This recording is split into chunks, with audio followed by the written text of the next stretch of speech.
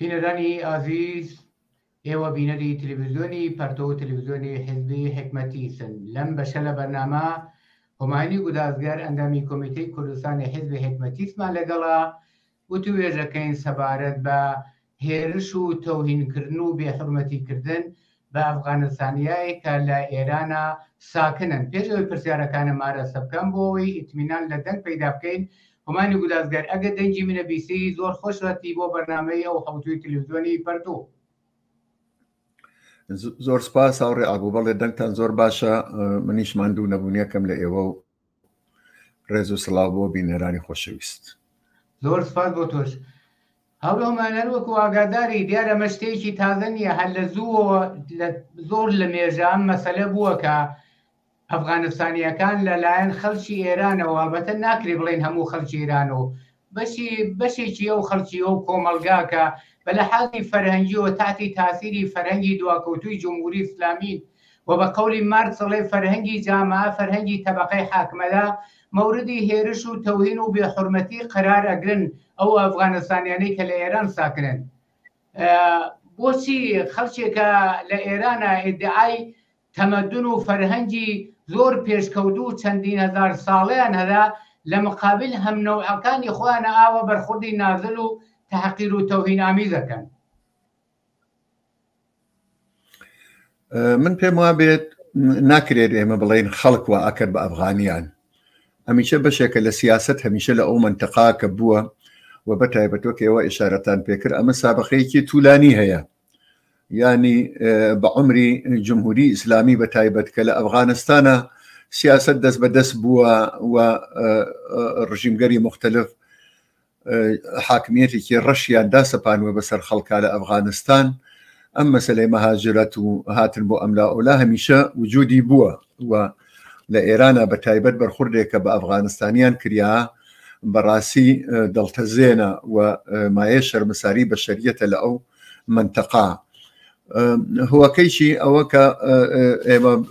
ئێوە باستان کرد یا سوالتان کرد هەڵەگەڕێتەوە بۆ ئەوە کە خودی ئەو وەزعیەتە کە لە ئەفغانستانە وجودی بووە شتێکی شەبیهی ئێران نەبوونی مەودا و ئەو ئیمکانە بۆ ژیانێکی ئینسانی، بۆ ژیانێکە بنیامەکان بتوانن لەباری ئەقتصادیەوە، لەباری ئەمنیەتیەوە، لەباری ئازادیهای سیاسیەوە لە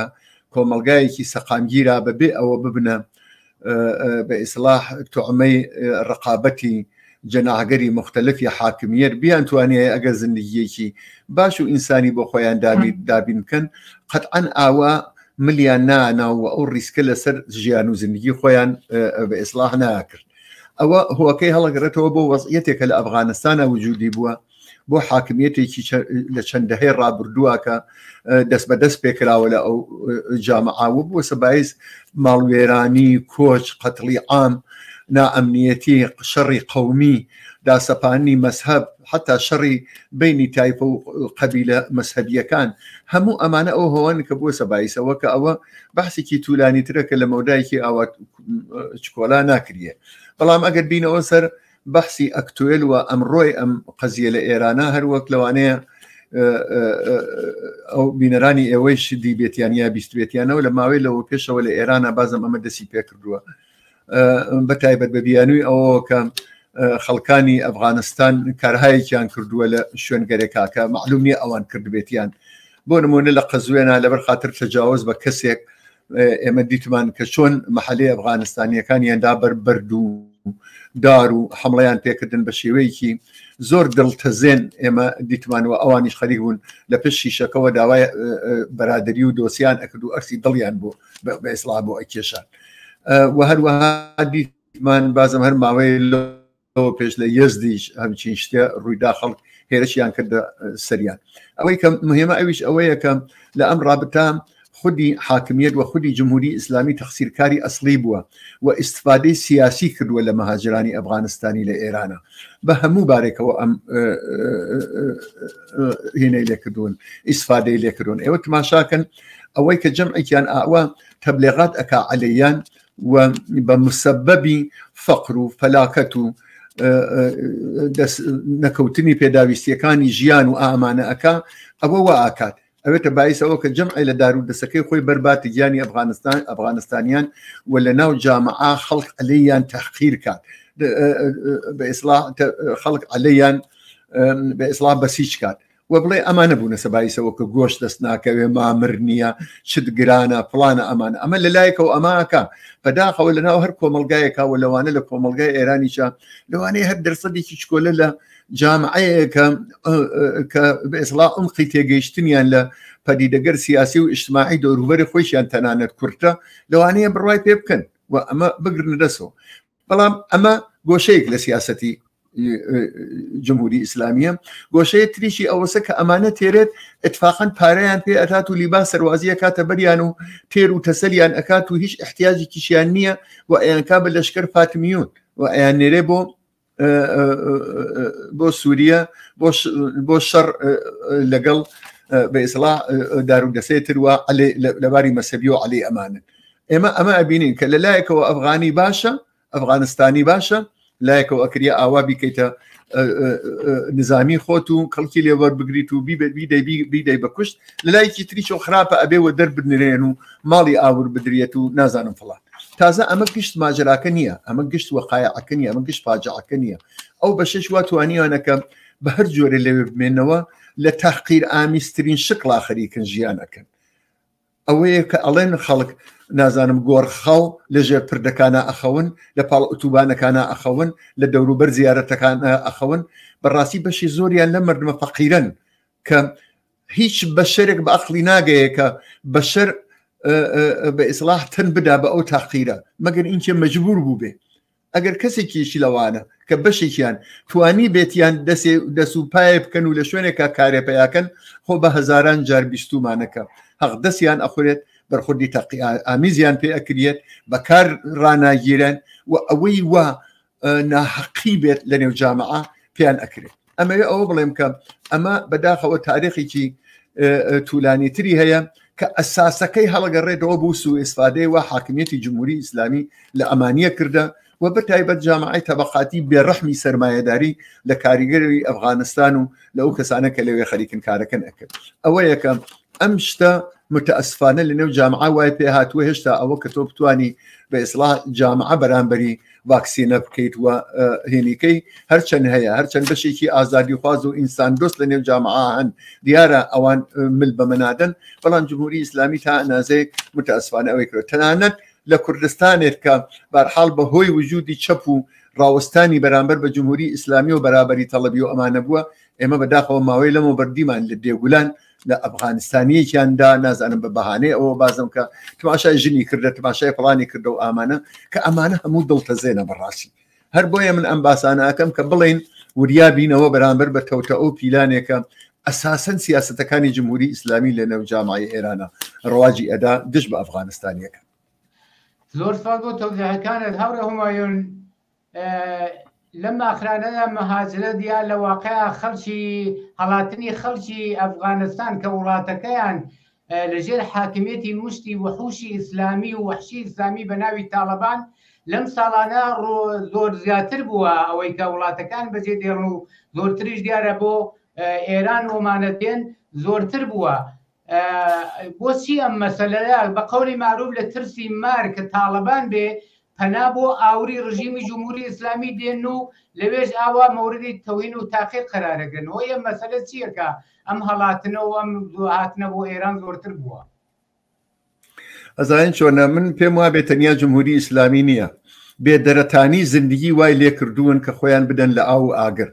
حتمما ئێوەش بیستوتانە کە لە ئەم مانگان و هەفتانی ڕابردووە لە پاکستانە چه بەڵایەکیان هاوردووە بەسەر ئەفغانستانیەکانە چۆن دوکانەکانیان پێ داخستوون تەنانەت دوکانیان پێ ئاگر داون بە زۆر دەستگیریان کردوون و لە مەرزەکان کردویانە بە ئەم دیوە قسە لەسەر ئەوەیەکە چۆن ئێمە مەگەر نەماندیوە لە ئێران و لە عێراق و لە باقی وڵاتانی تریش خەڵکی پەنابەر و مەهاجر هەیە بەڵام ئەو زڵم و زۆرەوە لە ئەفغانستانە لە ماوەی چەندەهەی گوزەشتا بەهۆی هاتنە سەرکاری حکوومەتی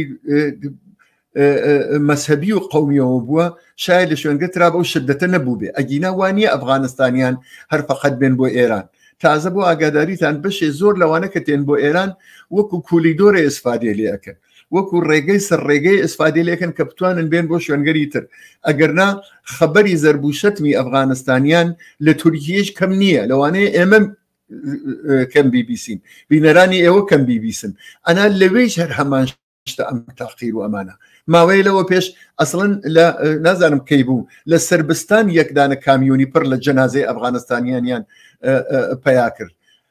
کەوایە قسەکە لەسەر ئەوەیە کە گوشار و زەخت و زۆرێکە لە خودی ئەفغانستانە هەیە ئەو مردمەی وا پێ کردووە هەروەک من لە پرسیاری ئەوە ڕاوتم یا بڕۆن لە نێو قەبر و ژێرپردەکانە بخەون لە ئێران یا مل خۆیانی پێوە بنن ڕیس بکەن لەسەر ژیان و زندگی خۆیان باشە هاتنە سەرکاری تاڵەبان ئەمەیە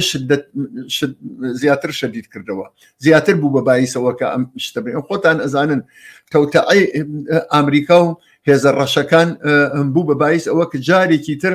ئەو جامعە وا ئومێدەوار بوو کە یەواش واش ڕوو بە عادی بوونەوە بڕۆت نازانم لە دەست سەگ دەریان هێنا دایەنە دەست گورگ و ئەوە بۆ خۆی یەکێک لە هینەکان بوو یەکێک لە هو مهمەکان بوو کە سرعەتی دا بە ڕاکردن لە ئەفغانستان جۆرێکە ئیستا تەنانەت ئەڵێن مەسەڵەن بۆ ئێران لەوانەیە هەر ڕۆژانە لە مەرز 1000 یا 2000 نەفەر بە شێوەیەکی غیر قانونی ئەو کە خۆیان پێ ئەڵێن غیر قانونی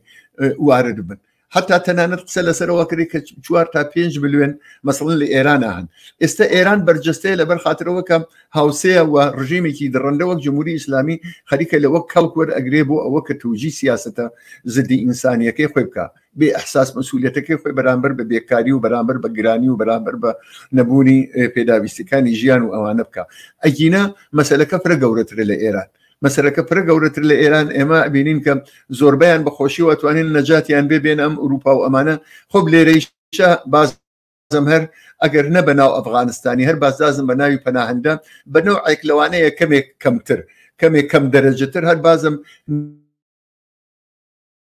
نێوی خارجی و نێوی پەناهەندە و نێوی بەرامبەر بچاویانە لە شوێنێک کاشتێ بکرێڵێن ئەوان بوو هەر لێری چا هەر بازم بەشەکەیان ئەوەیە بەڵام لاخەل لێرە کەمێ ئەمنیەتیان هەست لێرە توان دەستیان بگەی بە دنیا ئەوەی کە باسی ئێران کرد گەرەکەم ئەوە بڵێم کە مەسلەی ڕاکردن لە جەحەنمی تاڵەبان شتێکە کە ئەفغانستانیانی وەخت و سەپەلەقاژەوە کە بە چواردەوری ئەفغانستانە ئەتفاقن هەڵبێن و ڕاکن لە بەدەست ئەو جەحەنمەوە مەسلەی ئێران لەبەر ئەوە تایبەتە کە هاوزوانن و بەشێکیانەتوان لێرە بمێنەوە جمهوری ئیسلامی ئەیان کاتە لەشکری فاتمیون وەسوو ئیسفادەیان لێەکە لێرە لەبەر ئەوە فقط تایبەتە لەبەر ئەوە فقط تایبەتە ئەگینا ئەوانەشیان وا 50 ساڵ لەمەوە بەریشەوە هاتوون هەر هێشتا بە چاوی تاقیر و شەهروەندی دەرەجە دوم دەسی لێەکەن من ماوەیەک پێش پارەکە بوو پێم وابێ داولیلای ژنێکم دی خانمێکی جوانم دی کە ئەگریا ئەیوت مناڵەکەی من لە مەدرسە نابن بۆ ئوردوی تابستانی ئەڵێن تۆ ئەفغانیت تۆ نابێبیت خۆی مناڵەکەی هیچ لە ئێران لەدایک بوو خۆیکی لە ئێران لەدایک بوو ئەمەوێ بڵێم کە هینی ڕاسیسمێکە جمهوری ئیسلامی پەرێ پێداوە و ئێمە ئایسا ئەبینین کە هەموو ئینسانێکی ئازادی خواز ئازار ئەدا سەرچاوکەکەی هەڵگەڕێتەوە بۆ جامعەی ئەفغانستان و ڕژیمێکی درڕندە وەک جمهوری ئیسلامی لە پاڵ دەسیە دەنگت نابیسم هاوڕێ بوو ببوورە میکەکەم بەسە بوو هەڕۆمانەر وەک توزی شارە کرد بەرحاڵ ئەوە ئاگادارین و خەڵکە مازانن تا نەوەی حکوومەتای وەک جمهوری ئیسلامی و تاالبان لە قودرەتا بن ئەمە بەش و سامی خەڵکی فەقیر و هەژارە کە هەمیشە ئاوارە بن و هەژاری و برسێتی و نەداری و ئاوارەجی سامیان بێ باتەوەجە بەم وەزیەت و شەرایەتە ئێوە چ ڕێگا حەلێک بۆ پایاندان بەم تەعاڕون و تەوهین و تەحقیرە و نیشاندان بە جێگای ئەوە نیشاندانی هەمبەستگی خەڵکی ئێران لەگەڵ ئەفغانستانیەکان پیشنهاد دەکەن و خەڵکی ئێران چه ئەرک وەزایفێکی ئینسانی لە مقابل هەمنەوعانی خۆیان کە ئەفغانستانی بن هاتوونەتە ئێران چه ئەرک وەزایفێکەوێتە سەرشانیان و ئینتیزار و پەیامی ئێوە بۆ خەڵکی ئێران کە لەگەڵ ئەم بۆ خەڵکەیە لە ئەفغانستان و هاتون و تەماسیانەدا و ارتباطیانەدا چه بانگەواز و داخوازیەک پیشنهاد دەکەی بەداخەوە تا دوو ڕژیمی سەرکوتگەر و مرتەجەعی تاالبان و جمهوری ئیسلامی لە سەرکار بن ئەم شتانە تیکرارە بێتەوە بەڵام ئەوە بەون معنaa نییە ئێمە هیچمان لە دەست نایە یا خەڵکی ئازادی خواست هیچیان لە دەست نایە و یا هیچیان نەکردووە دایسە بەخۆشیەوە هەل لە نێو خودی ئێران ئەم خوداگاهی و ئاگاهگەریە زۆر بەرزە بەرامبەر بە کەسگەرێ وا خەریکن ئەم کەسانە ئاوا ئەکەنە قوربانی و مەسەلەی ئەفغانستانی ئەمنیەتی ئەکەنەوە جەنایی ئەکەنەوە پێیان ئەڵێن هەموو بە ئیسلاح موادی مخدر ئەوانەی تێرن بۆ ئێران ئەوان کانگای موادی مخدرن لە سوورەتێکە ئەوە 40 ساڵە بە شەهادەتی بەڵگە و سەنەد و مەدرک ئەبینین کە سپای پاسداران خۆی گەورەترین بە ئیسلاح توجاری موادی مخدرە دەیان جار لە خۆیان تەنانەت دەرکەوتووە ئەمە لەنێو مردمە بەخۆشیەوە ئێستا وهانیە کار بەشی کۆ لە مردم لێ بزانن فرە کەس ئەزانن کە ئەمانە خۆیان قوربانی ڕژیمێکی هاوجۆر و هاونەع وەکو جمهوری ئیسلامی لەو بەری مەرس منزورم حکوومەتی تاڵبانە مردم ئەزانن کە ئەمانە بێدەرەتانن خەڵکی ئازادیخوا بەشێکی زۆری ئەزانێ کە هیچ ئینسانی حاضر نییە بە پای خۆی بڕێتن بدا بە تەحقیر و بە گۆڕخابی و لە ژێر پرداخەفتن و بە تاقیرکردن و بەسەربڕین و بەکوشتن هەموو کەس ئەمازانانی یعنی ئەمەوێ بڵێم کە خۆشبەختانە ئێمە لە سفرەوە دەست پێ ناکەین بۆ ئەوەکە کۆتایی بێرین بەم مەینەتەکە ئەفغانستانیان ئایسە لە ئێرانە بە ئیسلام دەستیان پێکردە بەڵام من وتم مبارزە عەلەی جمهوری ئیسلامی و سەرنگونی جمهوری ئیسلامی هەزاران خەیر و نەفعی هەیە بۆ ئایندەی مەملەکەتێمە دانێکی ئەمەسە یەکێکی ئەمەسە یعنی ئەگەر بە واتەیەتر بڵێم سەرنگونی جمهوری ئیسلامی تەنیا ڕوو بە خۆشبەختی مردم ئێران نابە بەشێکیش گرێ لە ئەم مشکلە گەورەی مردمی ئەفغانستانی و ئەو ئینسانە شەریفانە ئەکاتۆ بۆیە کە ئەوانەی وا لە ئەفغانستانە تەنانەت ئەحزاب و سازمان و تەشەکوڵگەر ئەفغانستانی واقعەن ئەبێ خۆشحاڵ بن و تەنانەت لە شوێنگەرێکا بۆیان ئەکرێ یارمەتی ئەم جنبشە بن بۆ ڕووخاندنی جمهوری ئیسلامی ئەمە ها لە بەرژەوەندی ئەوانیشە دنیا ئەزانێت بێشگەلەوە حتا لەنێو خودی تاڵبان و لەناو خودی ئەفغانستانە ئەرتجا حاکم بێ بەداخەوە ڕاکردن و ئاوارەبوون و ئەم بێچارەیە هەر ئیدامەیە ئێوە تماشاکەن ژنان لەوێ چۆن ئەتوانن لە ڕۆژێکەوە کە لە دایکە بنتاو ڕۆژە ئەمرن لەژێر ئەو حاکمیەتا بەڕاستی زندگی بکەن کەوایە خودی تاڵبان و حاکمیەتی تاڵبانیش یەکێک لە ئەو مشکلانە تا وجودی بێت متەئەسفانە ئەم هەڵاواردنە لەسەر ئەفغانستانیەکان هەن چۆن ئەم بە ئیسلاح جنبشی ئازادی خوازیە لە ئەفغانستان دەست پێ ئەکا عەلەی تاڵبان چۆن ئێمە ئومێدوارەوە بین کە خەڵک بخۆشن و ئەم جنایەتکارانە لە حکوومەت لابوون متەئەسفانە ئیسە ئێمە لە ئەخەل ئێمەگەر هیچ ئاسۆیەک و ئەوە نابینین بەڵام ئەوە یەکێتر لە ڕێحەلە سەرەکیەکان دەبا ئەوە بێڵین بەجێ خۆی بمێنێتەوە ئەوەی کە وەزیفەیە ئێمە لە ئێرانە هەیە ئەوڵەن ئاگاهگەریە کە بەخۆشیەوە هەیە دوومەن ئەوە کە ئەم ڕەوتە بۆ لاچوونی جمهوری ئیسلامی و ڕوخاندنی جمهوری ئیسلامی ئەتوانێت زۆر کۆمەکا بە ئەوە ئەبێ ئێمە ئەوە بزانین هەمیشە ئەوە بێژین کە جمهوری ئیسلامی خەریکە ئیسفادەی بە ئیسلاح سوء ئیسفاداکە لە ئەفغانیان بە دانانی ئەو سیاستانە ئەوان بە تەقسیمکارێ وەزعیەتێکی وەخیم و نالەبار ئەزانێت کە خۆی مەسئولیەتی لەلایەتریشەوە لەم ئاخرانە وەشایەتی زۆرتر جەماعەتێ ناسیۆنالیست و جەماعەتێ وەتەنپەرستی ڕاست پیا بوون کە ئەڵێن ئەفغانی بانێتە ئەنا خەریکن جەماعەتیان زۆرە بێ 5 ملیۆن زۆرە ئەگەر بن بە 10 ملیۆن ئیتر خوێنی پاکی ئێرانی گڵاوە بێت ئەم بۆ چوونە فاشیستیە ئەبێ لە قاو بدرێ ئەوە کە لێرە ئەمانە زادووەلە دەکەن بە یەک ڕابیلی ئەمریکی لە تاران 3 ملیۆنن لە فڵان شار 2 ملیۆن پێیان وایە کە ئابە ئەم شێوە ئیتر بە ئیسلاح نێوی ئەسیڵی ئێرانی ئەسیلی ئێرانی ئیتر لە کەدار ئەکرێت و ئەم شتێک وە ئەمڕۆ ئەگەر هەر ئەم کەسانە کە لە خارج کشوەرن لە وڵاتەکەی خۆیانە باسی بکەن لەوانەیە مردم پەنجە بکەن بە چاویانە فاشیزمی ڕوت بەشێکیشی ئەوەسە کە بەخۆشیەوە ئەوە دەستباڵای نییە و ئەساسەن جمهوری ئیسلامی ئێستا بە ئیسلاح مەسئولی ئەسڵیە جگە لە جمهوری ئیسلامی بۆی هەیە کە ئێمە هەروەک چۆن ئێوە ئایسی خەریک لە دەپازن دێخاتێک پناقساکەن لە هەموو ئەحزاب و جەرەیانات و تەشکوڵها و ئینسانهای ئازادی خواز و بە ئیسلاح بەرابەری تەڵەب داوا بکەین کە لە ئەم بارەوە قسەی مقدارێ تاریخی تر قسەی ئامەپەسەندتر قسەی ڕۆشنتر بکەن ڕوو بە جامعەی ئێران و ئەوە کاری سەرەکیە کە کۆمەلگا بەرامبەر بە ئەمە ئاگاتر بێتەوە هەرچەند ئێستا من هەروەک عەرزم کرد بەرامبەر بە ئەمە گار هەیە وانییە کە جامعەی ئێران بەشی زۆری واسە خینێسی لە ئەفغانستانیەکان اتفاقا حسی هاونەوە دوستی و حسی ئینسانیەت لە جامعەی ئێرانە زۆر زۆرتر لەوانەی وا خەریکن ئەفغانستانیەکان ئەوا بە جانی و بە سەربڕ و بە نازانم قاتڵ و ئەمانە خەریکن نیشانەدا زۆر سپاس هاوڕێ هومایان 2 دقەمان وەختماوە حەز دەکەم پرسیارێکی تر بکەم. ئەمە بانگەوازێ بوو یا تەوەقع بوو کە لە خەڵکی کۆمەلگای ئێرانە لە مقابل ئەفغانستانیەکانە کە تەوهین و تاقیریان نەکەن. پرسیارەکەم ئەوەدا خەڵکی خودی ئەفغانستان چه ئەرکۆ وەزایفێ ئەکەوێتە سەرشانیان لە مقابل حکوومەتێکی دواکەوتو ئرتجاعی وەک تاڵەبان کە مسببی هەڵاتنی ئەم کۆمەلگا ئەم خەڵکە بەرەو ئێران و بەرە وڵاتەکانی تر چه ئەرکۆ وەزایفەکەوێت سەرشانی خودی خەڵکی ئەفغانستان. 2 دقەمان وەختە دەفەرموو. بەڵێ من پێم وابێ لەوێ زۆر ڕەحەت نییە تەنانەت وەکو ئێران نییە، بەڵام بەوەیشەوە لە وەختێکەوە کە تاڵەبان هاتووە سەرکار ئێمە خۆمان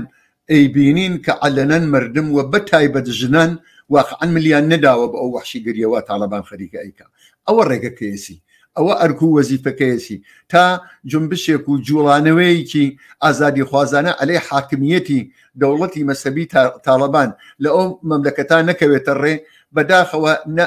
هیچ کەسێ فریان ڕست نییە. ئەوە دیتمان دەوڵەت‌های غەربی، ئەوە ئامریکامان دی، ئەوە ئەو چەند ساڵە میلیتاریزەکردنی ئەفغانستانمان دی، ئاخرەکەیمان دی ئەگا بکوێ تەنیا یەک ئەرکەس ئەویش ڕێکخستنی جەماوەر عەلەیهی تاڵەبان و عەلەی حاکمیەتی مەسەبی لە ئەفغانستان. زۆر سپاس بۆ تەوزیحەکان و بۆ بەشداری لەم بەشە لە بەرنامەی ئەوڕۆی تەلەڤیزیۆنی پەرتۆدا هومانی گودازگەر. بینەرانی عەزیز و خۆشەویست بەم جۆراتینە کۆتاییم بەشە لە بەرنامەی ئەوڕۆی تەلەڤیزیۆنی پەرتۆ داوەتەکەم بینەری ئیدامەی بەرنامەکان بن. کات و ساتێکی خۆشتان بۆ